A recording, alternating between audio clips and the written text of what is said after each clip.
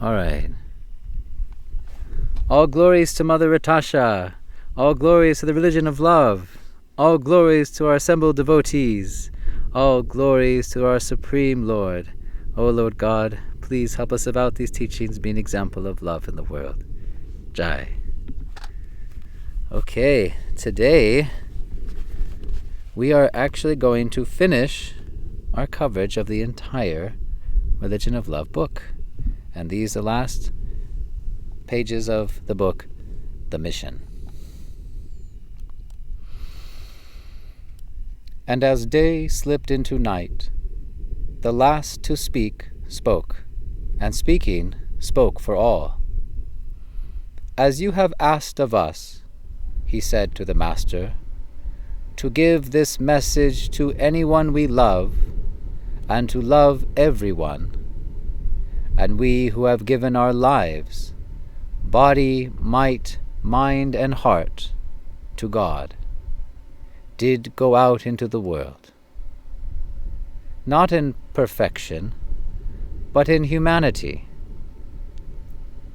And to the idealists in their ivory towers, to the scholars at their studies, to the laborer in the field, to rich and poor, young and old, man and woman, to all religions, races, castes, colors, and countries did we go. And the seeds of the religion of love fell on good ground, so that all, some in part and some in whole, all were included in God's great plan, that love be lived on earth. And the Master, agreeing, said, yes, all are to be part of God's great plan of love lived out on earth. Oops. It was just then that a man stepped out from behind a tree where he had hidden himself, that he might watch the ways and hear the words of the Master, and begging forgiveness for this of all present, then asked of the Master, All are to be included in God's mission of love lived out on earth? And when the Master answered, yes, all, the man then said, surely you must know there will be enemies. And the Master did know of this. And knowing of this, said the man to the Master, do you still say all, even the enemies? And yes, answered the Master, even the so-called enemies. And told to him a tale of an old woman, who being all alone, too weak to work, and so poor, she had nothing to eat, and that though having nothing, still had full faith in the Lord, and believed with all her heart that she could always count on the goodness of God to help her in times of trouble. And so she, taking herself to the town square, went into the house of worship, and there prayed aloud to God, saying, I am so poor, I have nothing to eat, and I am so very hungry, and I know you, my Lord, will help me, for you are my one and only Savior. Now there was this evil man, who, being jealous of God, would always try to break the people's faith, and so in overhearing the old woman's prayer, he decided to do just that to her. With this plan in mind, he quickly went to the market, and there filled a large basket with the most delicious foodstuffs he could find. Not only the basics, but also rare and imported delicacies did he buy. Then going to the house of the old woman, he presented her with the gift basket. She, of course, was delighted. Do you want to know who sent this to you? He asked of her. who is your real help in time of trouble, your one and only Savior? And yes, said she. It is, he answered, the devil. And the woman, smiling up at him, said back to him, just see, when God commands, even the devil must obey. And in the silence that followed the end of the story, the man said to the master, a while back, receiving the books of the religion of love, I read and suddenly knew that God, for whom I had searched the whole of my life, was also searching me. And tonight, in your presence, am I found. And falling to his knees, and with tears running down his face, he begged to be accepted. And the master saw into the heart of the man, and accepting him, blessed him. And when he had gathered himself together, and was sitting with the others at the feet of the master, he asked of her, in the religion of love, it is said that we are to love everyone. How is that possible, as there are those not worthy of love? You love, answered the master, not for what is in another, but for what you are in yourself.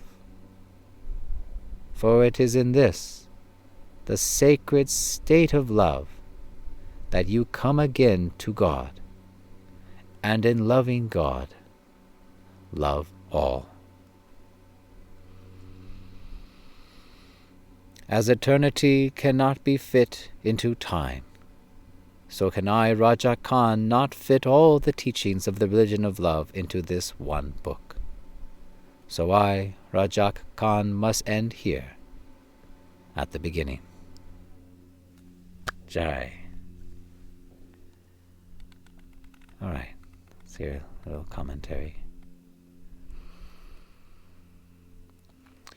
And this one man speaks, and he speaks for everyone. You have asked of us to give this message to anyone we love, and to love everyone. And we who have given our lives, body, might, mind, and heart to God, did go out into the world. So, what is this message we're giving out into the world? How is the message of God always given so purely in love changed to a worldly thing, to hate, politics, greed? God is giving purely again the religion of love, except this time there is one thing the other religions were missing: a book, in the same time it is given. And we are meant to give out this pure message, to break down these false barriers of hatred. And we are meant to give the tools for curing the suffering and going back home to God. And we don't need to be perfect. As the man says, we did go out into the world not in perfection, but in humanity. So we don't have to be perfect, to walk this, we don't have to be able to walk on water. Just practice, as we're doing. Some of us will be good at some things, some not so good at other things, and a few will be good at all things. But all of us together will accomplish the mission by the grace of God.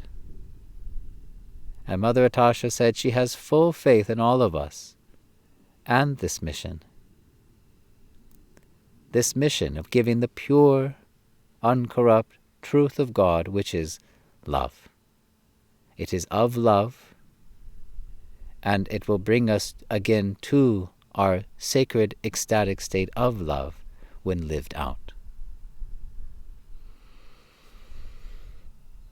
A devotee makes his mission to give the message of God, spiritual knowledge. And that is true nonviolence. See, nonviolence doesn't just mean you don't cause suffering, but it also means you are the cure for suffering. And the devotees of God are not meant to just live in isolation, live in complete solitude. We're meant to be out in the world, to preach, to share the message, to help others as we're helping ourselves. And we go to everybody. There's no prime demographic that we're targeting. No, to everyone. Everyone. This man says, we went to the idealists in their ivory towers, the scholars at their studies, the labor in the field, the rich, the poor, the young, the old, the men, the women, all religions, all races, all castes, all colors, all countries did we go. For everyone. And he says, and the seeds of the religion of love fell on good ground. There's a quote in the Bible that, about sharing the message. It's likened to the spreading of seeds. Sometimes the seed you throw will fall on rocky ground, or fall on barren soil, or fall in water, and they won't take root. And every now and then a seed will fall on fertile soil and will grow. And of course, what grows thereof from those seeds doesn't belong to the one who sowed them, who threw the seeds out, but to God alone. And the seeds of the religion of love, he says, fell on good ground, so that all, some in part and some in whole, were all included in God's great plan, that love be lived on earth. She says, yes, all are to be part of God's great plan of love lived out on earth. So some in part, some in whole. Well, I'm an example of, some of whole, where I've given my life, body, mind, and might and heart, surrendered my life unto the Lord and to this path. But others, who may have received the knowledge or received the books, may have been able to hear something to help them in their life take 1, 2, 3 steps closer to God. And others may not wish to read, but they might appreciate the work that's being done. And others might want to help in the charity work and open their hearts in that manner. And even these so-called enemies have a role to play, which you're about to read now. So this one man, he's hiding behind a tree and watching what's going down. And he reveals himself. And he says, all are to be included in God's mission of love lived out on earth. Yeah. He says, surely you must know there will be enemies. And yeah. The Master does know of this. And knowing this, you still say all, even the enemies? She says, yes, even the so-called enemies. So-called. Yes, we know of the scriptures many examples of enemies to the faithful servants, to the Lord's messengers. There's been many. Prophet Muhammad faced many so-called enemies who tried to kill him and the faithful. Jesus Christ also faced many so-called enemies that put him on trial, tortured, crucified him, and then later on the faithful. Same with the prophets of the Old Testament, the Hebrews. They had many enemies that they had to fight to obey God's commandment to reclaim the Holy Land, their promised land. In Bhagavad Gita, takes place on a great battlefield two sides fighting a war, enemies to one another. So lots of enemies, my goodness. Where's the scripture of just nothing but sweetness? Well, actually that's Sri Chaitanya Charitamrita, but pretty much we see a lot of examples of so-called enemies. But for devotees in spiritual life, there's no such things as enemies for us. No. All are to show ourselves to us.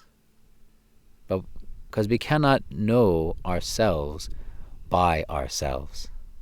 And God will send those who will test and try us and reveal unto us what is hidden within. And we'll call them enemies because, well, their words, their actions, their intentions are not so pleasant. They may be quite cruel, very harmful, very wicked even, or just annoying. But they're not our enemies. Devotees of God see everything that happens to them, all the suffering they endure, as the mercy of God. Everything. And reactions to our past sinful actions, which we willingly accept and tolerate, and patiently wait upon the Lord's mercy. For surely we put ourselves into such a quagmire. And these so-called enemies that test and try us, push our buttons, they trigger us, do they not? They bring things up, anger, hate, fear, anxiety, doubts, all manner of illusion, ignorance, all manner of things not of love that cover our true self. We teach the peace process, which is knowledge by which we can uncover the root of all the ignorance and suffering in the mind, the negative thoughts that bring up those negative feelings. But unless they come up, those feelings, we don't even know they're there. So it's hard to do that detective work, that real self-help and healing, if we're not aware of what's inside. It's hard to look for a bug on the computer if everything's seemingly functioning normal, but once you see something act up, like, oh, okay, what's that? Or same thing in your car. You hear a funny noise or it's not functioning nicely. Okay, now you figure out, diagnose it. Well, same thing. The Lord will send those to test and try us. Things come up in us, and now we put our attention, feel the feeling, find the thought that brought the feeling up, and etc., the peace process. And we thank the one who brought these feelings up, the thing or whatever, not always a person. And we find a good true thought about them. And the easiest good true thought to find is that they are a blessing for revealing what was hidden within, so that we may purify and come closer to God in love. And on loving your enemies, it says have love for everyone, even the enemies. Yeah. Well, on loving your enemies, if you can understand from the other person's perspective, you can come to empathy. There's a saying we have in the States, don't judge a man until you've walked a mile in his moccasins. Moccasins is a type of Native American shoe. Well, the whole prayer is actually from a poem. The whole poem is, pray don't find fault with the man that limps or stumbles along the road, unless you have worn the moccasins he wears, or stumbled beneath the same load. Or in the Religion of Love book, Spiritual Revolution, it says, judge not, for our knowledge can be but incomplete. Only God knows the heart of another man. We don't know what's going on inside someone else. We don't know what they are struggling with, what they are burdened by, And of course, and obviously, someone to act in hate and violence, to cause suffering to themselves and others, they themselves are in great pain, great misery. So,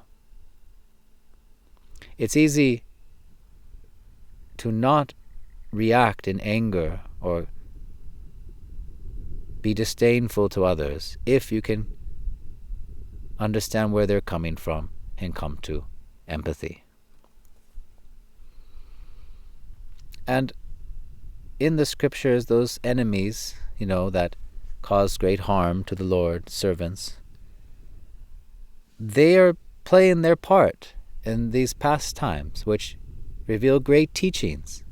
Because if it weren't for the great enemies of the Lord's servants, we wouldn't have been able to, by experiencing what they lived through, the great humility, the great devotion, the way in which a truly godly, holy person whose heart is of love acts when faced with such wickedness.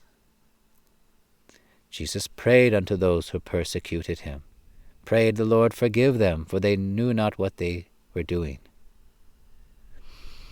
In Ramayana, you have Ravan who kidnaps Mother Sita, or in the Srimad Bhagavatam, Hiranyakashipu, who is going to kill his son Prahlad, or Hiranyaksha, who descends the earth into the ocean, and Lord Vraha comes to fight him. So that there's all these examples of great enemies, but they're all doing their part too. It's all part of God's arrangement,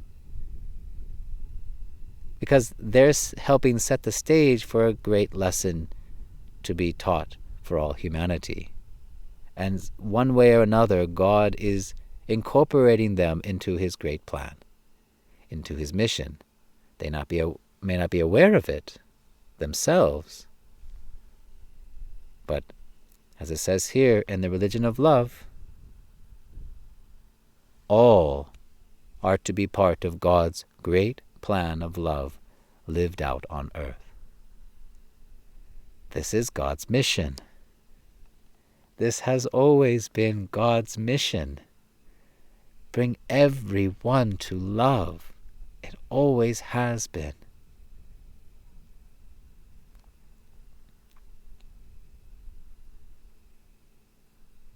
We're all meant for this. Everyone. It matters not your outward designation. As I said, no matter you're a man or woman, rich, poor, young, old, a laborer, scholar, a philanthropist, doesn't matter. We're all eternal spirit souls, lovers of God, just unrealized, just covered over. And God is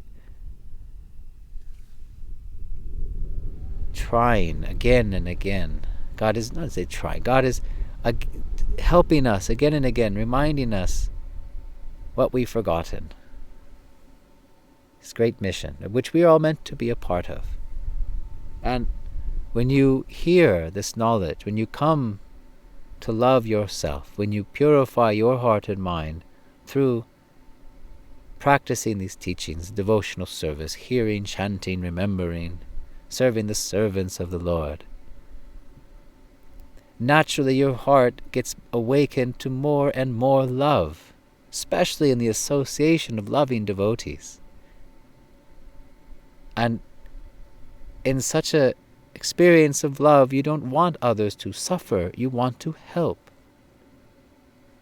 You see a person drowning, you want to throw a life buoy to help them. Someone fall down, you want to, rush to their aid and help them back up. You see us all drowning in this ocean of birth and death, time and time again, experiencing so many measures of suffering. And we can end that. We can end all suffering. We can end all death. We can. That is part of God's mission, that we all go back to Him in love, to the spiritual world. For there is none of this death, old age, disease.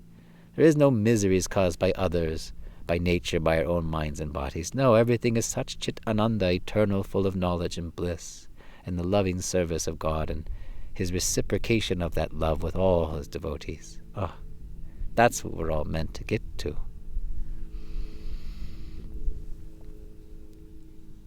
So, the real enemy, the only actual enemy to spiritual life really is anyone who would pull you away from the spiritual path. You can say that is an enemy to spiritual life. And we don't fight or try to destroy such an enemy. We just avoid. Just avoid them. Stay busy. Stay, don't associate. That's it. But that's the real enemy. One who would keep you from God. Try to pull you away. And then here's the nice story of the old lady who's so poor, and this jerk, this real, dreg of a person who wants to spoil people's faith, very demonic, right? He gets this gift basket full of goodies, and he brings it to the lady and says, "You want to know who your real savior is? The one who really is helping you out in time of trouble?" And he's trying to break her faith. It's not God, but the devil, And this woman's faith is so strong. She's so cute. Oh, just see. When God commands, even the devil must obey. and this guy himself is like the devil. He's very devilish in his behavior and consciousness. And what happened in the action? He's thinking to break her faith, but actually, through him, the Lord has provided his faithful devotee with the foods that she needs. Isn't that cute? So one way or another, God will use everybody in his great mission.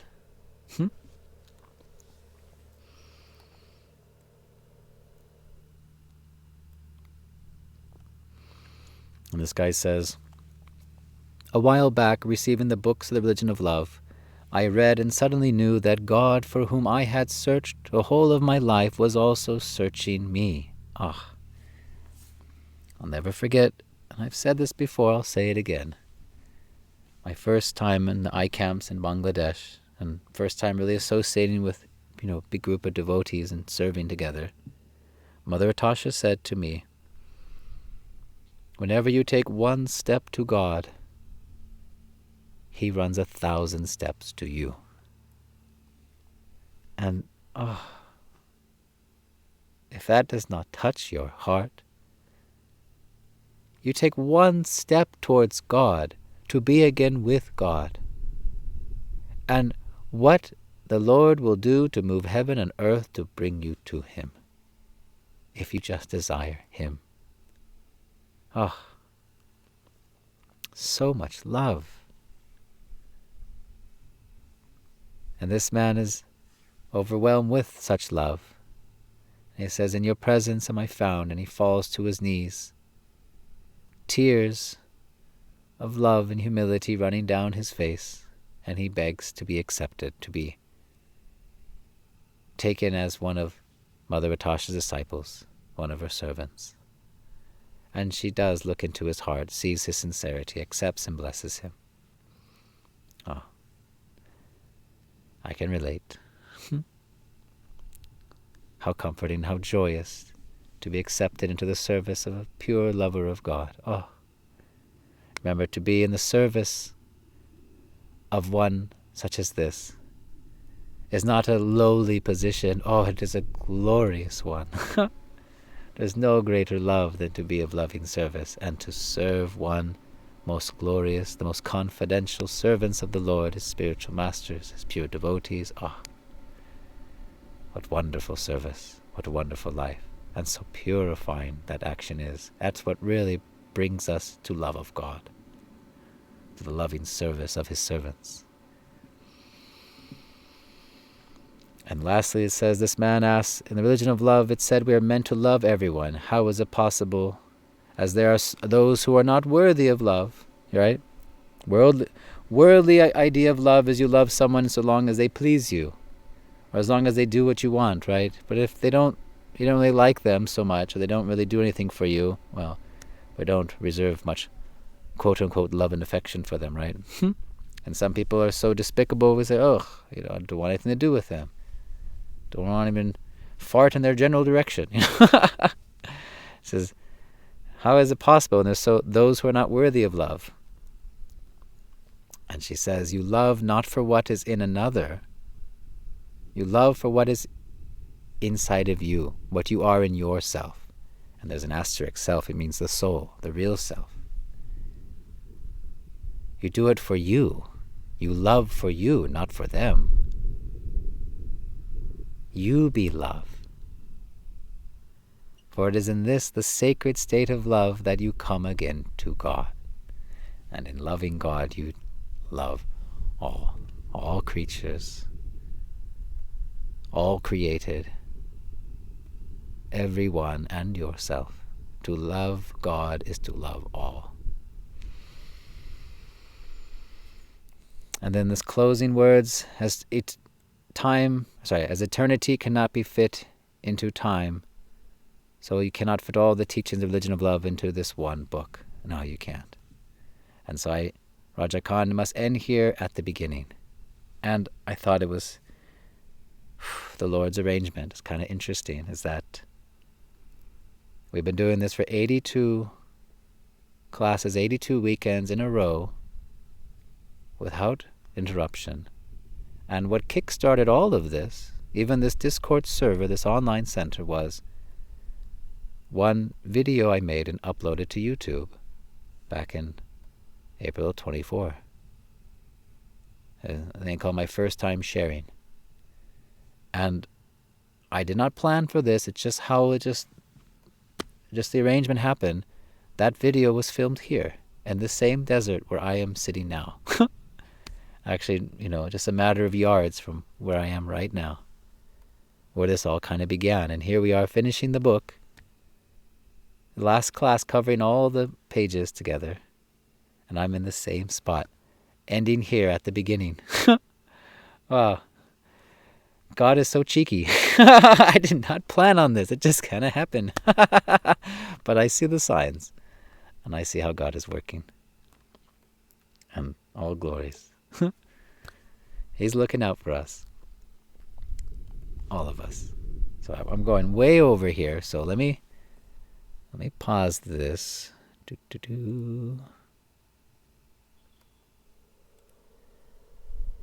All right. Does anyone have any questions or comments?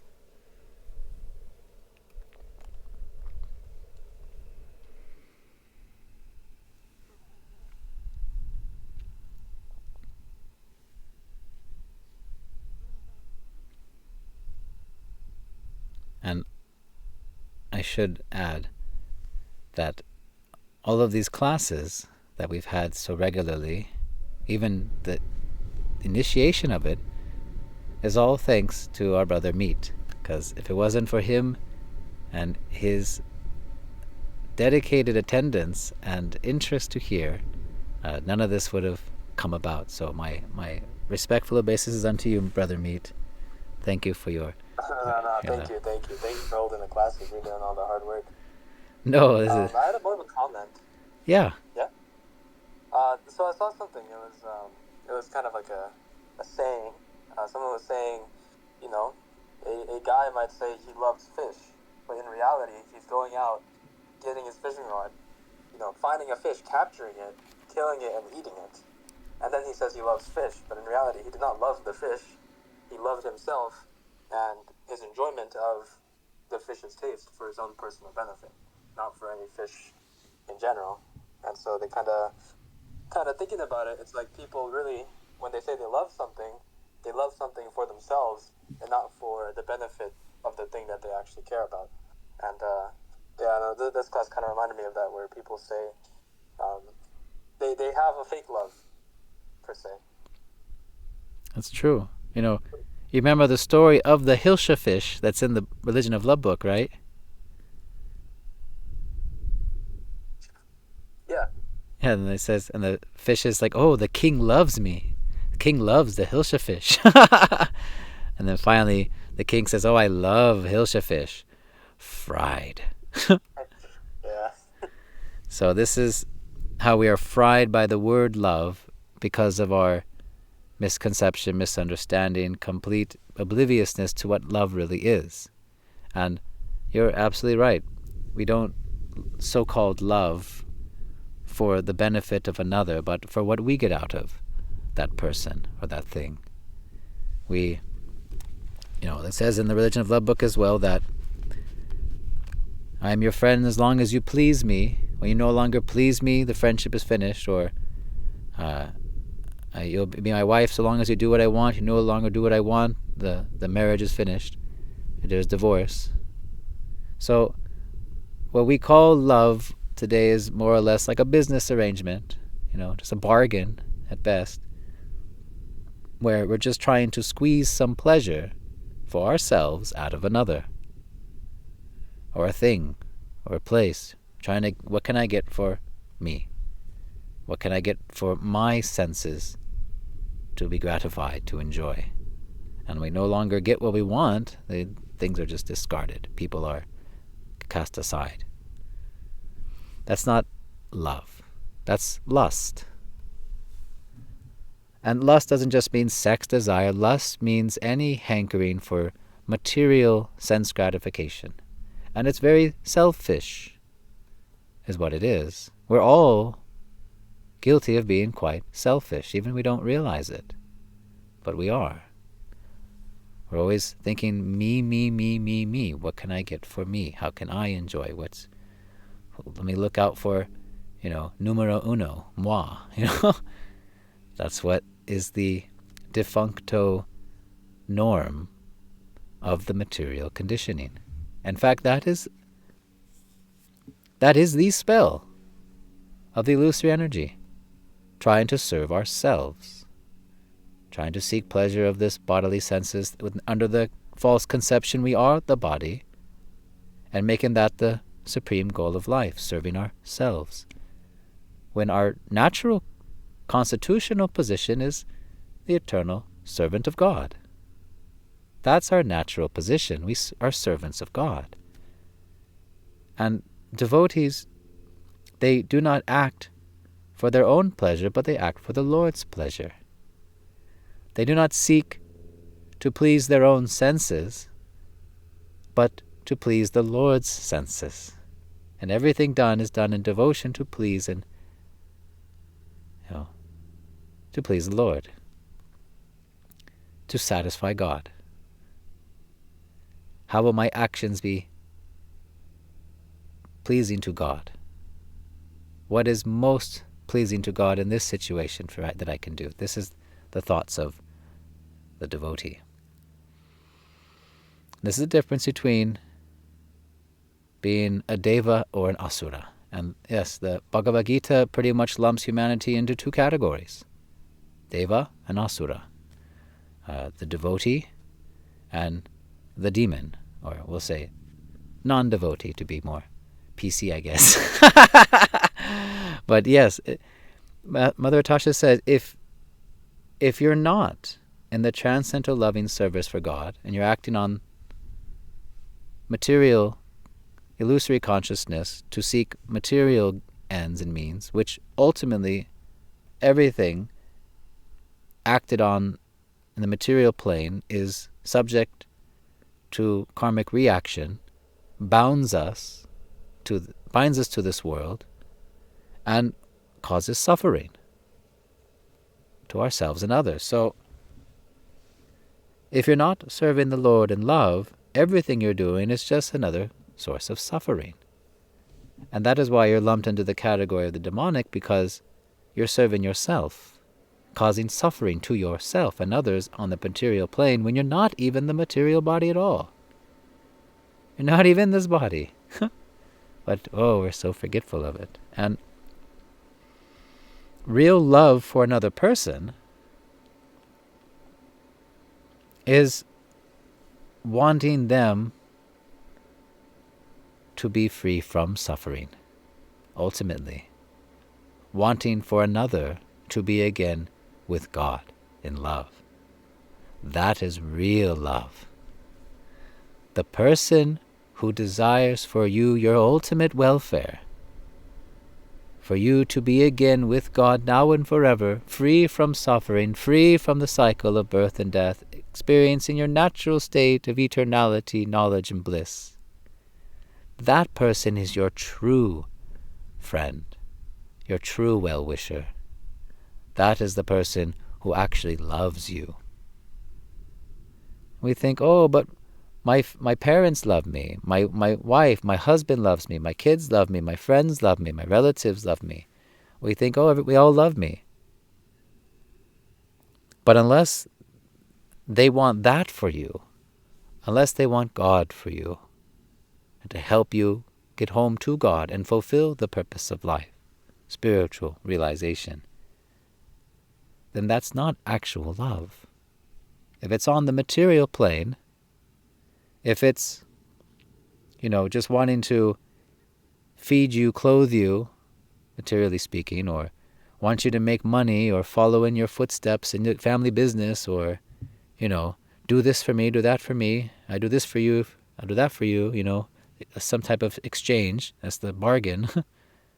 That's not actual love. That's on the material platform. And there is no love on the material platform. There's niceties, sure. There's, some affection, sure. That we do care for each other. Yes, we do. I'm not saying that we don't. But actual love. Not like how we say, oh, I love fish, as you're saying. That's not love. That's lust. Love is the eternal, ecstatic, spiritual. Love is of God. And only of God. That word, rightfully, if we can rewrite the vocabulary, the dictionary, the way in which it's used in society, would all be better for wears if we all understood that to speak of love is to speak of the eternal, ecstatic, spiritual.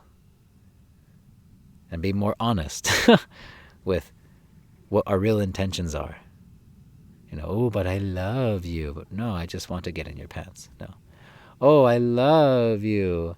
I just want you to, do what I want. Do what I say. I love you. And, I want you to, follow in my footsteps or something. This is worldly love.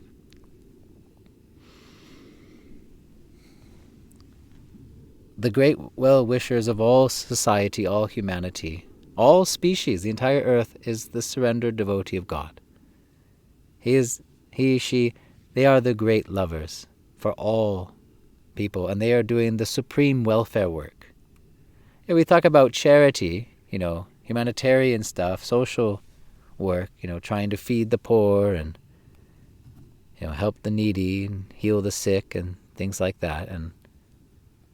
And these are all good. These all open the heart, yes. But the true welfare work, as it says, good deeds without God is like polishing the cage but letting the bird inside die. We just act to help others on the bodily plane, but neglect to help one come to realize their true self internally, the spirit soul. We're not doing any lasting good at all. Just more temporary, short-term, feel-good stuff. That's not lasting. The true supreme welfare work, the greatest charity, is sharing the pure message of God, this knowledge, and helping others to realize and practice this knowledge, to come again to God. This is the greatest charity.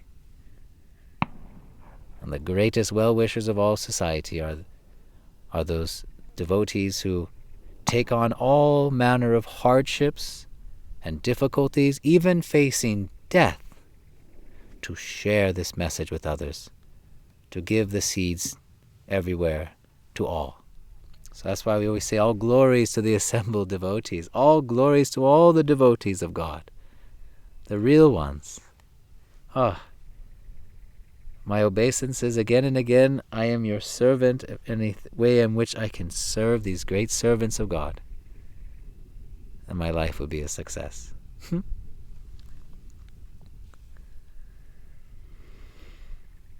thanks for your comment, brother.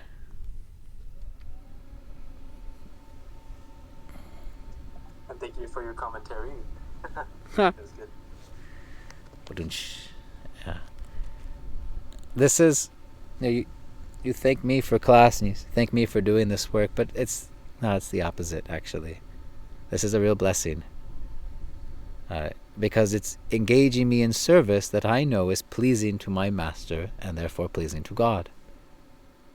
And therefore purifying to myself. And yes, I am benefiting. I am being purified just by humbly taking part in this whole Discord endeavor, this whole class series. I mean, I'm giving the class, but I don't see myself as teacher. I'm just a humble servant. I'm just playing the part of the one sharing it, to be honest. It's Mother Atasha's words I'm sharing. And it's purifying me. It's been helping me a lot. It's healing my heart, clearing ignorance from my mind. So it's been a wonderful engagement in devotional service. And that's why I thank you for engaging me in such service. Because, yeah, you might say, okay, well, in that mentality, it's self-serving, right? I'm doing it for what I get out of it. But that's not selfish, because when it's for spiritual benefit, when it's for purification of your heart to get closer to God, that's not selfish, that's soulfish. That's lullium, being greedy, hungry for more love of God. Hungry for knowledge, hungry for anything that can bring you closer to God and love. That's a very good quality. So, thank you. And if you guys haven't heard, there's some people off in the desert who've made the terrain their own shooting range. It's a very peaceful day yesterday, and today's Saturday, so every Yahoo and their rifle is out here shooting poor targets. So if you hear some pew pew in the background, that's what you're hearing. As long as they don't fire in this direction, I'm fine.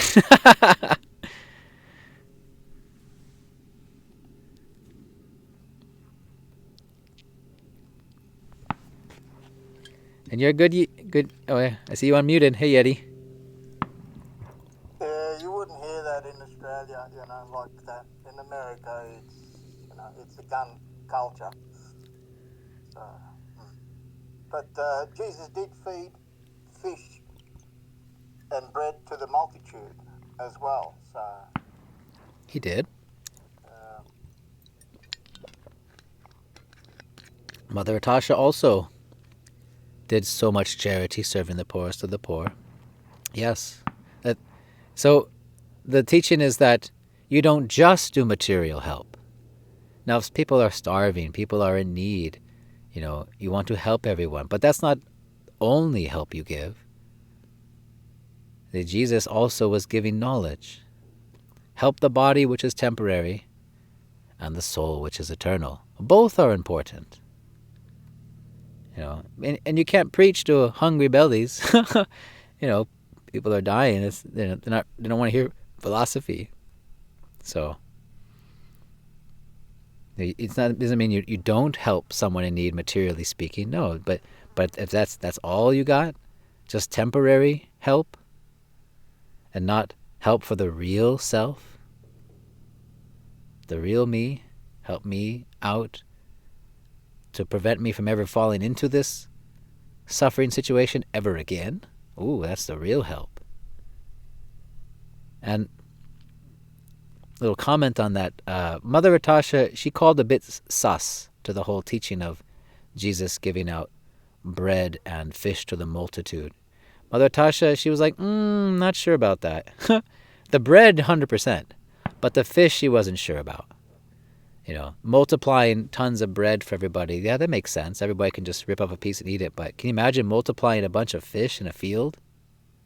Just a whole bunch of fish, and how that would stink. And then what are they going to do? Just eat it raw? No, they're got to cook it. So everyone's making fires now, and there's just fire everywhere. So it seems very impractical. Everyone's got frying pans and sticks, and what are they going to do? So she wasn't too sure about that. The Abrahamical scriptures are not 100% pure, and she thought that part was sus, but the bread for sure. That makes sense.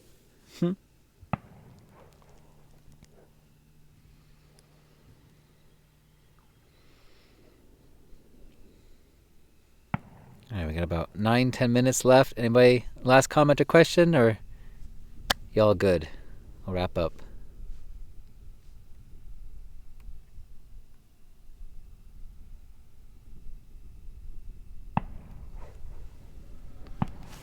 All right then. All glories to Mother Ratasha. All glories to the religion of love. All glories to the assembled devotees. Jai. And all glories to our Supreme Lord. Jai, Jai, Jai.